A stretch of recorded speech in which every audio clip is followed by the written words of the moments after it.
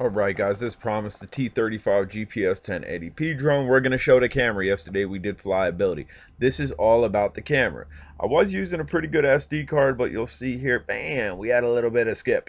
And a little bit of skip. I don't know what the skipping's about. I wasn't using the best SD card, like I could have been using a SanDisk. But I was using a pretty good SD card. That shouldn't have been an issue.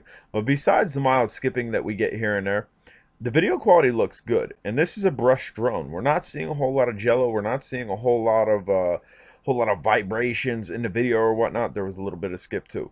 When I start and stop video in between clips here, I have pretty heavy transitions, so you'll definitely be able to tell what's a skip and what's just me starting and stopping the video again. Thus far, I have yet to do that, but again, quality is pretty darn good. Again, maybe a 16 gig SanDisk would be better with this, and we wouldn't get those skips. Bamzo, pretty easy to see that transition, right? But all in all, this camera is pretty good. It really is pretty good. There's a little bit of skip. I don't know if it's skipping because of the app slowly losing transmission between the phone, which would make absolutely no sense. That's why we have an SD card in the camera, or maybe use a better SD card. I'm gonna have to get this out again and maybe put a SanDisk in there and see if it clears up. But again, the SD card that I'm using, I've used constantly, and right there we've hit a geofence. We did go further, but that was a very close geofence, and again you can see it's hitting and it's backpedaling, kind of doing a return to home. I believe that was around 250 meters. It's rated for 500 meters. I think the furthest that I got was around maybe 320, 340. So it's not going 500 meters away because it's auto returning back, I'm assuming, due to remote control disconnect. Bamzo, easy transition. Right here, we're doing a little follow me. I've put it in follow me, and as you can see, I'm down there.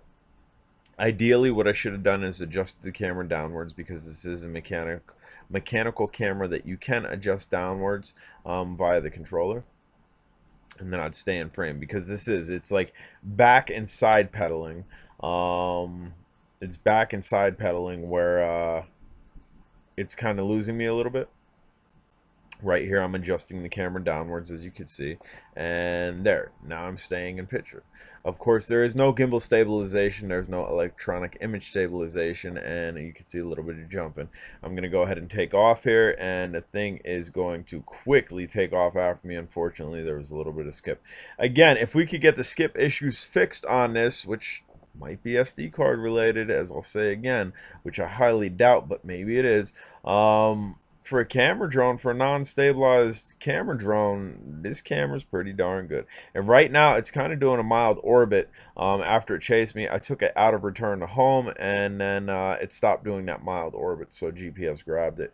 Right here, I do believe we go out a little bit further until we hit a geofence again. Again, guys, I'm J Drone. If you haven't subscribed, smash the subscribe button. If you want to see this video flyability from the hat cam up top right now, go ahead and click on that if you want to. And I know some guys said, oh, you should have put the camera footage in yesterday's video. It's very time consuming doing picture in picture, guys. If I do the hat cam with this in the lower left and the app in the lower right, it's extremely time consuming, and I wanted to get that video out to you guys. That's why I did it as quickly as I did, as I explained in the other video. But what this does, it doesn't hide anything. I see a lot of YouTubers with cameras on drones that are garbage, that are just leaving it in the bottom left corner. When you leave image like this in the bottom left corner, it looks better than it does when it's exploded up like this, when it's full view. Now me, when I do picture in picture, I try to fluctuate from bottom left corner, bottom right corner, whatever corner I have it in, and then I expand it to full view. That way you can see exactly what's going on with the camera, as opposed to it being really tiny and looking awesome, and then when you blow it up, it looks like garbage. Or when you get the drone in, it doesn't look like what it did in the bottom left corner, bottom right corner, whatever on the picture in picture. Guys, again, I'm J Drone. If you haven't subscribed, smash the subscribe button. Questions, comments, concerns down below. Get at me.